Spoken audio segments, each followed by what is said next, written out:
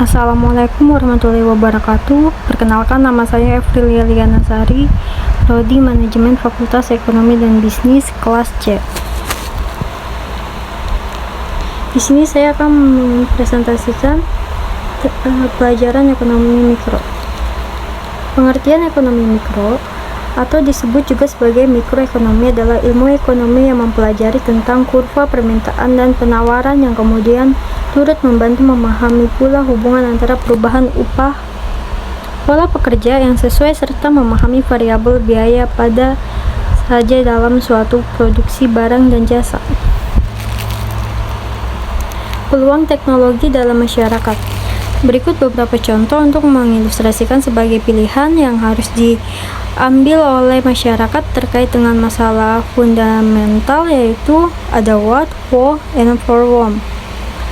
Yang pertama, production possible front end. Yang kedua, opportunity cost. Yang ketiga, the law of diminishing return. Batas kemungkinan produksi, production possible front end. Di sini adalah grafik yang menunjukkan semua kemungkinan kombinasi barang-barang yang dapat diproduksi dengan sejumlah sumber daya tertentu. Dan di sini ada grafik tersebut. Batas kemungkinan produksi, production possible front end. Beberapa asumsi dalam PFF. 1. Semua faktor produksi sepenuhnya digunakan. 2. Jumlah faktor-faktor produksi tidak dapat ditambah. 3. Tingkat teknologi tidak mengalami perubahan. Batas kemungkinan produksi, production possible front end. Beberapa asumsi yang selanjutnya adalah yang keempat, perekonomian hanya hasilkan 2 jenis barang. Yang kelima, biaya kesempatan semakin meningkat. Di sini masih lanjut yang batas kemungkinan produksi. PPF memperlihatkan jumlah produksi maksimum yang bisa dicapai oleh sebuah perekonomian. PPF merupakan menu pilihan yang tersedia bagi masyarakat yang bersangkutan. Sebuah perekonomian yang efisien adalah ketika persis berada pada PPF-nya. Beberapa penggunaan PFF. 1. Melukiskan definisi ilmu ekonomi. Yang kedua, memberikan definisi yang sangat tepat mengenai kelangkaan. 3. Memperjelas 3 masalah dasar dalam kehidupan ekonomi, yaitu what, how, for whom. Yang keempat, menggambarkan masalah umum, yakni kita harus melakukan pilihan terhadap berbagai kesempatan. Biaya kesempatan.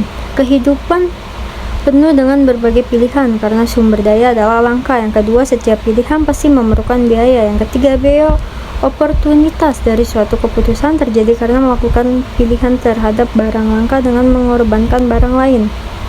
Di slide selanjutnya, biaya kesempatan opportunity cost menunjukkan bahwa jika suatu barang sudah semakin banyak, maka biaya kesempatan untuk memperoleh 1 unit tambahan barang tersebut menjadi semakin besar. Biaya kesempatan opportunity cost. Konsep biaya oportunitas sangat berguna untuk memahami bahwa nilai rupiah aktual yang dikeluarkan tidak senantiasa merupakan indeks akurat dari biaya yang sebenarnya dikeluarkan. Contohnya, 1. Coba hitung beberapa biaya oportunitas Anda ketika masuk PTN ini. 2.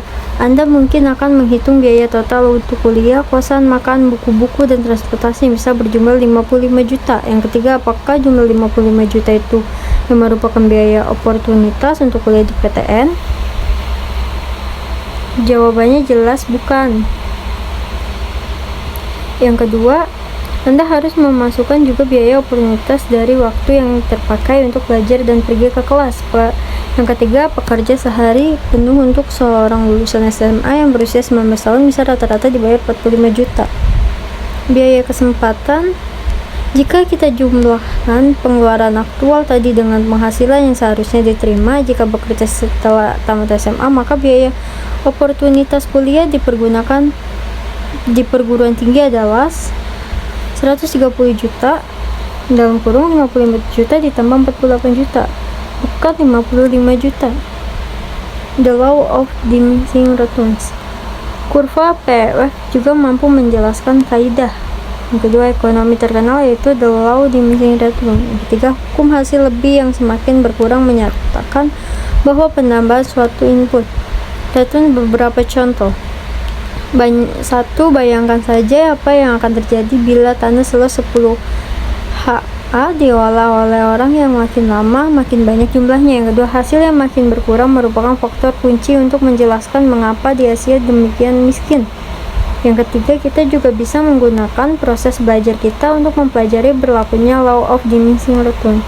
Perdagangan, uang, dan modal. Apapun sistem organisasi ekonomi yang berlaku akan selalu menentukan 3 unsur ekonomi dalam suatu perekonomian industri maju, yaitu perdagangan, uang, dan modal. Semakin berkembang suatu perekonomian, maka ia akan semakin terspesialisasi. Yang kedua, pembagian kerja memungkinkan pemecahan suatu pekerjaan menjadi unit-unit lebih rinci dan lebih mudah dan cepat dikerjakan sehingga membawa hasil akhir yang lebih baik. Beberapa sumbangan spesialisasi yaitu mempercepat perkembangan ekonomi. 1. Mempertinggi efisien penggunaan faktor produksi. Yang kedua, mempertinggi efisien produksi mendorong perkembangan teknologi. Spesialisasi bertolak dari meningkatnya kecenderungan pengguna metode produksi yang membutuhkan banyak atau aneka keterampilan keahlian. Perdagangan sukarela yang didasarkan pada spesialisasi dan keunggulan komparatif membawa keuntungan kepada semua pihak. Kelancaran perdagangan sangat tergantung pada arus uang.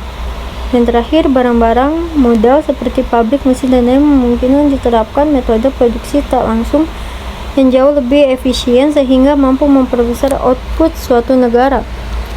Di sini ada slide bagaimana pasar mengatasi setiap masalah ekonomi dasar. Yang pertama, tidak ada suatu orang atau organisasi pun dalam perekonomian pasar yang mampu mengatasi berbagai masalah dasar itu sendiri. Yang kedua, yang mampu adalah jutaan unit usaha dan konsumen yang terlibat dalam proses perdagangan sukarela. Bagaimana pasar mengatasi setiap masalah ekonomi? Yang terakhir, segenap tindakan dan tujuan mereka terkoordinasi oleh mekanisme yang tidak nampak, yaitu mekanisme atau sistem harga dan pasar. Mekanisme pasar yang pertama adalah suatu mekanisme pada saat pembeli dan penjual suatu komoditi mengadakan interaksi untuk menentukan harga.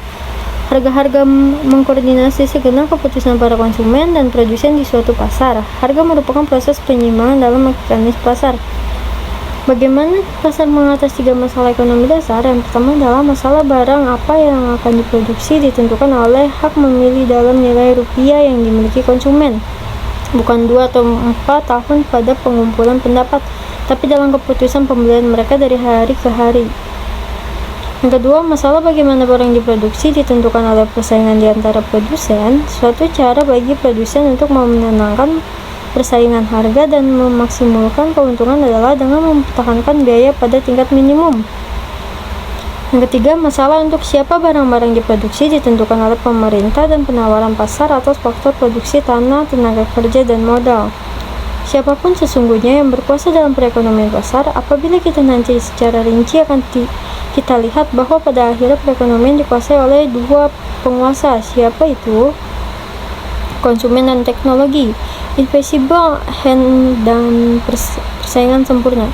Smith menyatakan adanya hukum tangan tak nampak yang menyatakan bahwa setiap orang dalam mengejar kepentingan dirinya sendiri seolah-olah dikendalikan oleh tangan tak nampak untuk mencapai apa yang terbaik bagi semua.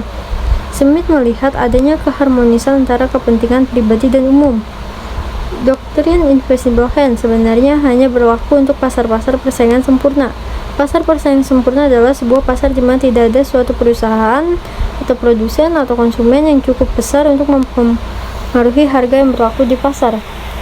Beberapa kebaikan mekanisme pasar. 1. Pasar memberi informasi yang lebih tepat. 2. Pasar memberikan perangsangan untuk mengembangkan kegiatan usaha. 3. Pasar memberikan perangsangan untuk memperoleh keahlian modern teknologi. 4. Pasar menggalakkan pengguna barang dan faktor produksi secara efisien. 5.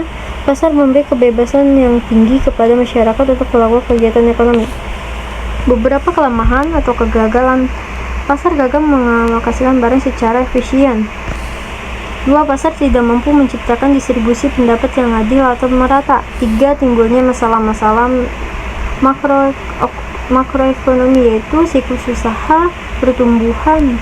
3. Fungsi ekonomi pemerintah, meningkatkan efisien, menciptakan pemerataan atau keadilan, memacu pertumbuhan ekonomi secara makro dan memelihara stabilnya.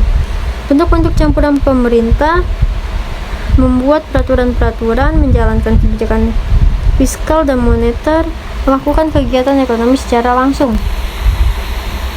Terima kasih, sekian presentasi dari saya. Assalamualaikum warahmatullahi wabarakatuh.